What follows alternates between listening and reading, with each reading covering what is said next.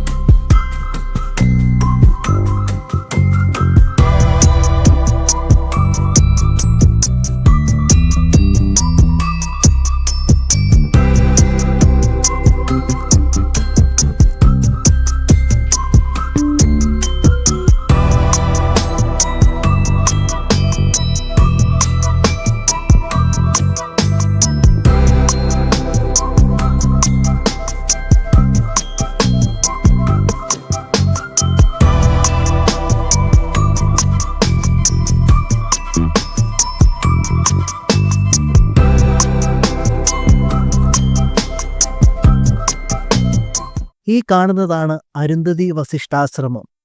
സപ്തർഷികളിൽ ഒരാളായിരുന്ന വസിഷ്ഠമുനിയുടെ ഭാര്യയായിരുന്ന അരുന്ധതിക്ക് വേണ്ടി നിർമ്മിച്ചതാണ് ഈ ഒരു അമ്പലം.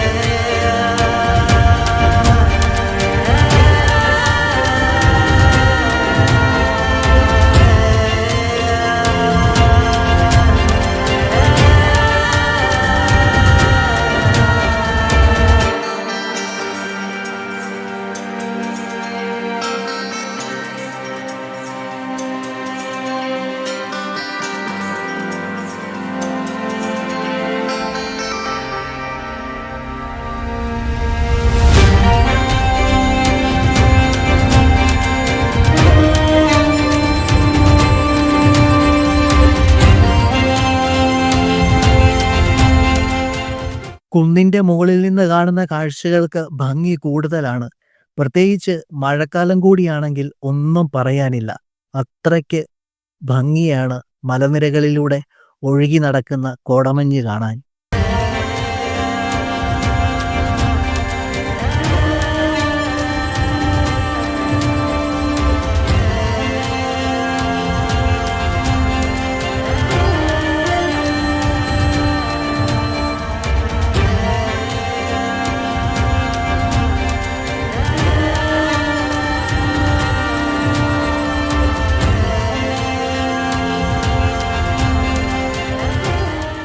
തൽക്കാലം വസിഷ്ഠഗിരി കുന്നുകളോട് യാത്ര പറഞ്ഞിറങ്ങി. കാണാക്കാഴ്ചകൾ സമ്മാനിച്ചതിന്, മനോഹരമായ ദൃശ്യവിസ്മയങ്ങൾ ഒപ്പിയെടുക്കാൻ സഹായിച്ചതിന്, മഴയോടും മഞ്ഞിനോടും യാത്ര പറഞ്ഞുകൊണ്ട് അരുന്ധതി ആശ്രമത്തിൽ നിന്ന് പടിയിറങ്ങി. നിങ്ങളുടെ വാഗമൺ യാത്രയിൽ ഈ ഒരു സ്ഥലം കാണണം. കാഴ്ചകൾ കണ്ടു തന്നെ ആസ്വദിക്കണം. അത്രയ്ക്ക് മനോഹരമാണ് കുന്നിന് മുകളിൽ നിന്നുള്ള ഈ ഒരു കാഴ്ചകൾ. അപ്പോൾ തീർച്ചയായിട്ടും നിങ്ങളുടെ അടുത്ത വാഗമൺ നിങ്ങൾ കാണാൻ പോകുമ്പോൾ ഈ ഒരു സ്ഥലം കാണാൻ മറക്കരുത്. ഓർത്തിരിക്കുക, അത്രയ്ക്ക് മനോഹരമായിട്ടുള്ള ഒരു സ്ഥലമാണ് വസിഷ്ഠഗിരി കുന്നിലെ ഈ ഒരു സ്ഥലം. അപ്പോൾ നമ്മുടെ യാത്രകൾ തുടരുന്നു, പുതിയ കാഴ്ചകൾ തേടി.